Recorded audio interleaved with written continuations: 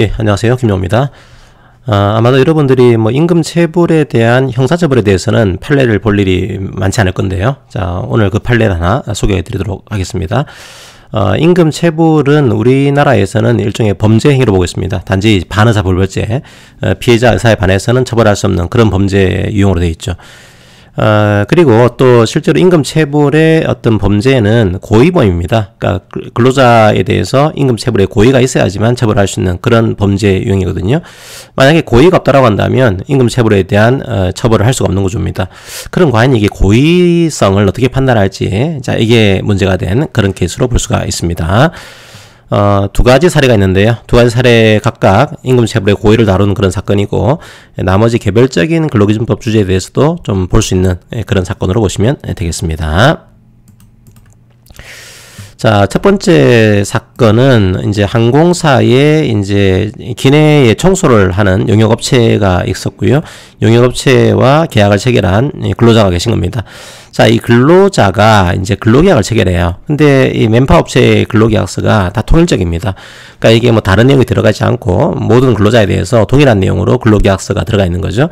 자, 이 근로계약서에 이 탄력적 근로시간제가 규정이 되어 있습니다. 그러니까 2주 이내에 탄력 근로시간제에 대한 내용이 들어가 있는 거죠. 자, 그런데 우리가 탄력 근로시간제를 도입하기 위해서는 이제 필요적 기재사항들이 있습니다. 그런데 그런 기재사항들이 기재가 되어 있지 않은 뭐 그런 상황으로 이해하시면 되겠습니다. 그리고 우리 맨파워 업체에 취업규칙이 따로 없었냐? 그렇진 않습니다. 취업규칙이 별도로 존재하고 있는 그런 상황이었어요. 자, 탄력적 근로시간제의 가장 중요한 핵심은 탄력시간제를 도입하게 되면은 하루 8시간, 한 주에 40시간을 오버했다고 하더라도 평균 낸 근로시간이 한 주에 40시간 안에 있으면은 연장근로가 아닌 걸로 보는 거죠. 자, 그래서 이 회사가 연장근로수당을 지급하지 않은 이런 케이스로 보시면 되겠습니다. 연장근로수당을 지급하지 않은 것이 임금 체불에 고의가 있는 것인지 이게 다퉈진 그런 사건으로 보시면 되고요. 자, 두 번째 사건은 외국어 학원이 있었고요. 이 학원과 강사가 역시 강의 용역계약을 체결한 그런 케이스입니다. 자, 그런데 용역계약을 체결해 놓았지만 이 계약서를 보니까 이 근로자를 근로자로 명시가 되어 있습니다. 그러니까 다른 이제 강사라고 하는 이름이라든지 다른 이름을 쓰지 않고 근로자입니다 이렇게 명시가 되어 있고요. 그리고 이 계약서 안에 근로시간, 퇴직에 대한 문제, 해고에 대한 문제가 규정이 되어 있어요. 그리고 수업관리에 대한 최종 결정권이 지금 학원에 있다. 뭐 이런 식의 내용이 좀 들어가 있습니다. 그리고 학습 진도를 관리를 하는데 1차적인 관리는 물론 강사가 하겠죠. 하지만 여기에 대한 구체적인 지시는 학원이 하는 것으로 이렇게 되어 있습니다.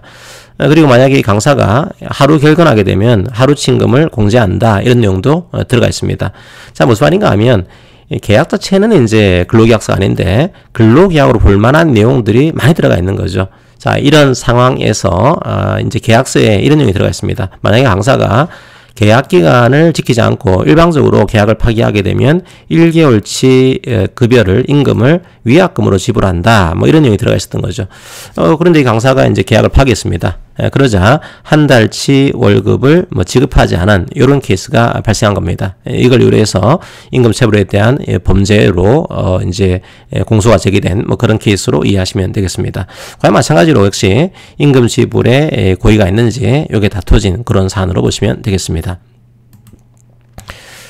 자, 이제 가장 그 중요한 내용이 뭔가 하면은 사실은 이제 세 번째입니다.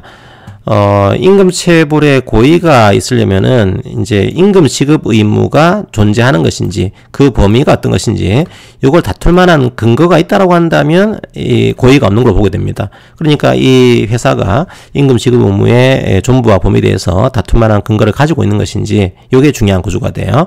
자, 그러면 이걸 어떻게 판단할 것인가? 이 판단 기준을 잘 보셔야 됩니다. 그리고 이제 다른 내용으로 과연 그럼 탄력 근로시간제를 어떻게 도입하는 것인지, 특히나 이 케이스는 2주 이내였기 때문에 2주 이내 단위의 탄력시간제의 도입 요건과 그 취지를 이제 보게 되고요. 강사 사건에서는 지금 손해배상액을 예정하는 계약을 체결한 거죠. 그러니까 이제 기간을 지키지 않게 되면 이제 근로를 하지 않게 되면은 한 달치 월급을 이제 위약금으로 지불한다 이런 내용이니까 사실상 손해배상액을 예정하는 계약을 체결한 겁니다. 효력이 있는 것인지. 그 다음에 이제 여기에 효력과는 또 다른 문제로 한 달치 월급을 이제 상계라고 지급을 한 겁니다. 그러면 임금을 전액을 지급 파는 구조가 돼야 되는데 여기서 상계라는 거죠. 이 상계에 대한 또 이 효력이 있는 것인지 이것도 함께 다뤄진 그런 사건으로 이해하시면 되겠습니다. 자, 어쨌든 핵심은 그거예요. 핵심은 임금 지급 의무의 존부와 범위에 대해서 다툴 만한 근거가 있는 것인지 이걸 보셔야 되고요. 그 다음에 이 근거를 어떻게 판단할 것인지 이 판단 기준을 중심으로 보시면 되겠습니다. 자, 그러면 이제 여러분들이 탄력시간제에 대한 내용들을 가볍게 보도록 하겠습니다. 자, 우리가 탄력시간제 같은 경우는 2주 이내는 취업규칙으로 도입할 수 있고 3개월 이내나 6개월 이내 같은 경우에는 근로자 대표하고 서면 합의가 있어야 되는 거죠. 자, 2주 이내 같은 경우에는 근로자 대표와의 서면 합의는 필요 없습니다. 하지만 취업규칙으로 도입 가능하죠. 자, 그러니까 2주 이내에 단위기간을 정한 탄력시간제라고 하더라도 취업규칙은 있어야 됩니다. 그러니까 이 케이스는 취업규칙으로 도입이 가능하다 이렇게 이해하셔야 되고요.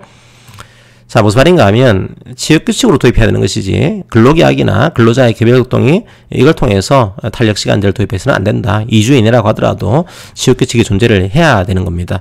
왜 그럴까요? 취업규칙으로 도입을 한다는 이 의미는 이걸 도입하기 위해서는 근로자 과반수로 조직된 노동조합이 있으면 그 동의를 받아야 되는 거죠. 불이익한 병행이 되는 거니까. 근데 그렇지 않고 이걸 근로계약으로 도입할 수 있다 이렇게 해버리면은 이 근로기준법 94조 1항의 단서의 지지, 즉 노조가 있으면 과반수 노조, 없을 경우에는 근로자 과반수가 동의해야 된다. 이 취지가 무색해지기 때문에 반드시 취업규칙으로 도입해야 된다. 이게 판례 입장이 되어 있습니다. 자, 그 다음에 아까 봤지만 근로자라고 한다면 근로자와의 근로계약을 체결할 때 20조 위반 계약은 안 됩니다. 그러니까 손해배상액을 예정하는 계약이 금지가 되어 있죠. 대표적으로 만약에 약정 기간 이전에 퇴직하게 되면은 이제 사용자의 손해에 어떤 어느 정도 발생했는지 이걸 묻지 않고 곧바로 일정 금액을 지급하기로 하는 약정, 이게 바로 대표적인 손해배상액을 예정하는 약정입니다. 이 효력은 인정할 수가 없죠. 그러니까 아까 봤지만 그 학원 강사와 학원의 그 계약은 계약 효력을 인정할 수가 없습니다. 설사 그 계약 효력을 인정을 할 수 있다고 하더라도 또 뭐가 걸리는가 하면 임금 채권은 상계가 금지가 됩니다. 임금은 전액을 지급해야 되죠. 그래서 사용자가 근로자에게 어떤 대출금이라든지 불법행위에 따른 손해배상 채권 요걸 가지고 있다고 하더라도 어차피 임금 채권하고 상계를 못합니다. 두 가지가 다 걸리는 거죠. 어차피 손해배상을 예정하는 계약은 효력이 없고요. 설사 뭐 그걸 인정했다고 하더라도 임금 채권과의 상계는 금지가 되는 이런 구조를 가지고 있습니다.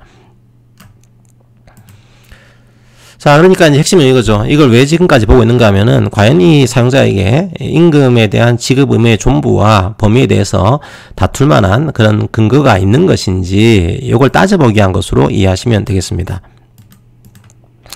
만약에 이제 임금에 대한 지급 의무의 존부와 범위에 대해서 다툴 만한 근거가 있다고 한다면 고의를 인정하기가 힘듭니다. 임금 체불에 고의가 없는 거죠. 그러면 이 죄를 이제 이로 처벌할 수가 없는 구조입니다. 그럼 과연 임금 지급 의무의 존부와 범위에 대해서 다툴 만한 근거가 있는지 여부는 사용자의 지급 거절 이유, 그 다음에 그 지급 의무의 근거, 회사의 조직과 회사의 규모, 회사의 사업 목적, 그 다음에 이 다툼이 생긴 당시에 여러 사정, 요걸 비춰가지고 판단을 해야 되는 구조입니다. 자, 한번 따져보자 이거죠. 제일 중요한 게 아마 사용자의 지급 거절 이유가 되겠죠. 그죠? 그리고 지급 의무의 근거가 될 겁니다. 근데 탄력적 근로시간 사건에서는 취업규칙이 별도로 존재하고 있어요, 현재. 그러니까 이 근로계약서를 취업규칙으로 평가할 수가 없는 겁니다. 그리고 내용 자체도 탄력시간제에 대한 그런 내용이 정확하게 들어가 있지 않기 때문에 이건 취업규칙이 아니다라고 볼 수 있습니다. 따라서 탄력시간제가 유효하게 도입 시행되고 있는 것으로 보기 어렵습니다. 그러니까 연장으로 사항이 발생하지 않는다. 이거 다툴 만한 근거가 있냐? 요 근거가 있다고 보기는 어렵습니다. 그렇기 때문에 고의성이 있다고 봐야 될 거고요. 그 다음에 학원 같은 경우도 이 근로자로 강사를 인식하지 않은 거기에 대해서 정당한 이유를 인정할 수가 없죠. 수많은 이제 근로자로 볼 만한 사정이 나와 있습니다. 그리고 설사 이제 이 손해배상액을 예정하는 계약을 했다고 하더라도 이 계약 자체가 무효가 되고요.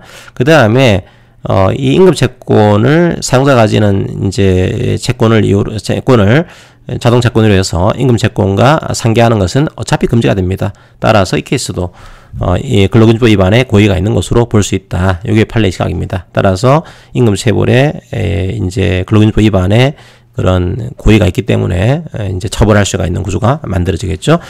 자, 그러니까 이 케이스는 뭐 실무적으로는 좀 중요한 케이스인데 뭐 수험적으로는 좀 단순한 케이스예요. 수험적으로는 임금 체불은 고의범이다 이해하시고요. 이 고의범을 판단하기 위한 가장 중요한 것이 지급 의무의 존부와 범위에 대해서 다툴만한 근거가 있는 것인지 이게 핵심이에요. 다툴만한 근거가 있는지에 대한 판단 기준은 자 요렇게 네 가지를 가지고 판단하고 있다라고 하는 것 뭐 그렇게 이해하시면 되겠습니다.